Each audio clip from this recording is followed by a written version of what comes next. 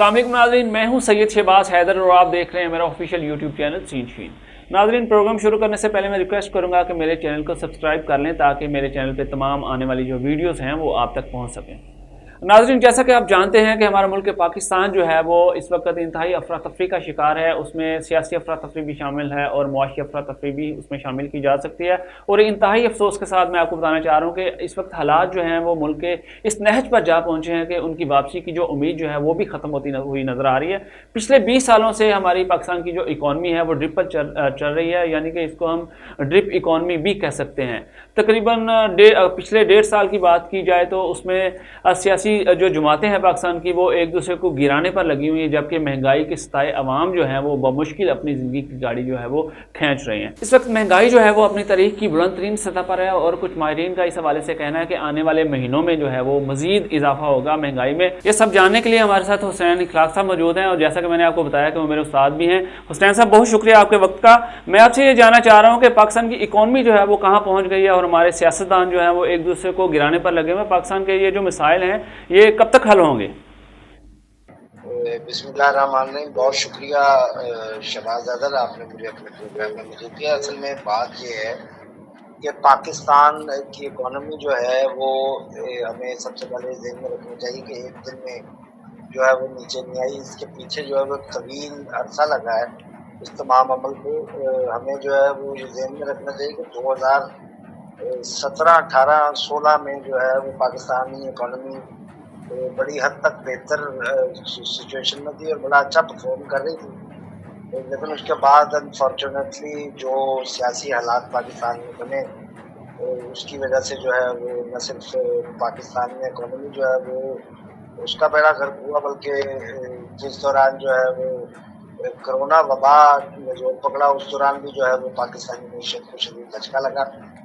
यहाँ पर जो है वो ये बात भी हमें ध्यान में रखनी चाहिए कि इस तमाम जो अमल के दौरान जो तेज़ी है वो दरअसल कोरोना वबा ने ही जो है वो पाकिस्तानी इकॉनमी की तबाही में जो है वो बुनियादी किरदार अदा किया है। बाकी ये है कि इसमें अगर आप मुझसे पूछते हैं कि कब तक पाकिस्तानी इकॉनमी जो है वो दुरुस्त हो जाएगी, तो मेरा जो हम मुख्तलिफ मीशतदान से भी बात करते रहते हैं, इकॉनमिस्ट जो है वो इस हवाले से हमें बताते भी हैं कि अगले 6 माह में जो है वो उम्मीद है कि पाकिस्तानी इकॉनमी जो है वो वापस ट्रैक पे आ जाएगी। ये तो नहीं कि जो है वो एकदम बूम बहुत ज़्यादा आ जाएगा, लेकिन कम से कम जो है वो ये तवक्को की जा रही है कि पाकिस्तानी इकॉनमी अगले 6 माह में एक ट्रैक पर आ जाएगी, जिसके बाद जो है वो कम से कम लोगों को सहूलत जो है वो महसूस होगी। और शायद यही वजह है कि जो मौजूदा हुकूमत है वो इसमें है कि ये जो निगरान हुकूमत है इसके अंदर भी जो है वो उन्हीं का जो है वो हिस्सा मौजूद रहे, ताकि जिस वक्त जो है वो मीशत का दौर आए, जब बेहतर दौर जिसे हम कहें, तो उस वक्त जो है वो इन लोगों की हुकूमत या इनके चेहरे भी जो है वो उसमें मौजूद हो, ताकि जो अब सियासी तमाम तर तबाही इन्होंने अपने जिम्मे जो है वो ली है, क्योंकि एक बहुत बड़ी कॉस्ट थी सियासी तौर पर जो मौजूदा हुकूमत ने इस वक्त जो है वो मीशत को और मुल्क को जो है वो अपने मुल्क में अपने मुल्क के अंदर जो है वो तब्दीली की सूरत में इन्होंने देखी है। लेकिन अब ये सूरत हाल ये है कि हम जितना भी जो है वो कोशिश कर लें, कम से कम जो है वो 6 महीने वो लगेंगे। आज भी जो है वो बल्कि तकरीबन 400 से ज़ायद पॉइंट्स हमारी मार्केट जो है वो हुई है, जिसके बाद 47,000 समथिंग पे जो है वो मार्केट बंद हुई है। लेकिन जब बहरहाल फिर भी बड़ा अच्छा परफॉर्मेंस है अगर हम 2021 या 2020 के हवाले से स्टॉक एक्सचेंज को देखें। जी हुसैन साहब, मुझे ये बताइएगा कि आप बेहतर जानते हैं मुझसे कि पाकिस्तान में जो महंगाई हो जाती है, कोई चीज़ महंगी हो जाती है तो वो दोबारा सस्ती नहीं हो पाती, तो उसका क्या हल है? हुकूमत को क्या लाएअमल इख्तियार करना चाहिए? कमेटियाँ नीचे कायम करनी चाहिए कि महंगाई बढ़ तो जाती है लेकिन वापसी पे आते हुए, उस रेट पे आते हुए वापस जो है वो उसमें बड़ी मुश्किलात का सामना करना पड़ता है और आवाम जो है उसे महंगाई की चक्की में मुसलसल वैसे ही पिसना पड़ता है। अच्छा शहबाज साहब, ये देखिए, एक तो हमें ना समझने की ज़रूरत है कि दुनिया में महंगाई 2 तरीके से होती है। एक तो जो है वो यकीनी तौर पर अशिया जो है वो महंगी हुई, आपकी करेंसी जो है उसको उसके उतार चढ़ाव की वजह से जो है वो कुछ उस पर फर्क पड़ता है। اور ایک مہنگائی جو ہے وہ یہ ہوتی ہے کہ جو موقع پرست لوگ ہوتے ہیں وہ لوگوں کے لیے جو ہے وہ چیز کو مہنگا کرتے ہیں. پاکستان میں بدقسمتی سے اس وقت دونوں ہی صورتیں جو ہے وہ کار فرما ہے. یہاں پر لوگ جو ہے وہ نہ صرف روپے کے اتار چڑھاؤ کی وجہ سے اور مارکیٹ میں جو اشیاء خرد و نوش ہے ان کے پوری دنیا کے اندر یہ جو ہے وہ مہنگائی کا سلسلہ صرف پاکستان میں نہیں ہے، پوری دنیا کے اندر لوگ اس کو فیس کر رہے ہیں. لیکن اس کے ساتھ ساتھ جو ہے وہ پاکستانیوں کی آپ یہ کہہ لیجیے کہ بد نصیبی ہے. یہاں پر موجود جو مافیاز ہیں مختلف، وہ اپنے اس دور میں جو ہے وہ یہ کوشش کرتے ہیں کہ وہ زیادہ سے زیادہ اس تمام انارکی سے جو ہے وہ حاصل کر سکیں. اور جو چیز اگر مثال کے طور پر 5% جو ہے جب 10% وہ بڑھنی ہے، وہ ان کی ذخیرہ اندوزی اور بلیک مارکیٹنگ کی وجہ سے وہ بعض اوقات جو ہے وہ 40% تک بھی جو ہے وہ مہنگی جو ہے لوگوں کو ملتی ہے. یہی حال جو ہے وہ پیٹرول کا ہے، یہی حال آٹے کا ہے، یہی گھی اور دوسری چیزیں جو اس وقت عام استعمال کی ہیں ان کے حوالے سے. جی تو حسنین صاحب، آپ کے بقول جو ہے وہ پاکستانی قوم کو آپ خوشخبری سنا رہے ہیں کہ آئندہ 5-6 ماہ میں جو ہے وہ پاکستان کی اکانومی کے جو حالات ہیں، وہ پاکستان کے حالات جو ہیں وہ بہتری کی طرف جا رہے ہیں. جی بالکل، انشاءاللہ تعالی ہمیں جو ہے وہ بہتر کی امید رکھنی چاہیے. لیٹس ہوپ فلی تمام جو ہے وہ انشاءاللہ تعالی پاکستانی معیشت ان سے جو ہے وہ مسائل سے نکلے گی. لیکن اس کے لیے سب سے زیادہ پھر بھی ضروری جو ہے وہ سیاسی استحکام ہے. اگر سیاسی عدم استحکام ہی اگلی حکومت کو جو ہے وہ دوبارہ وہ ان کے پلے پڑا تو میرا خیال ہے کہ شاید آپ جو ہے وہ اگلے 50 سال تک بھی جو انسرٹنٹی ہے اس میں پاکستانی معیشت میں وہ ختم ہوتے نہ دیکھیں، اور لوگ جو ہے وہ اسی طریقے سے مہنگائی میں جو ہے وہ پستے رہیں گے. یہ سب سے زیادہ ضروری یہ ہوتا ہے کہ ملک کے اندر جو ہے وہ ایک سطح پر جو ہے وہ سیاسی طور پر جو ہے ٹھہراؤ.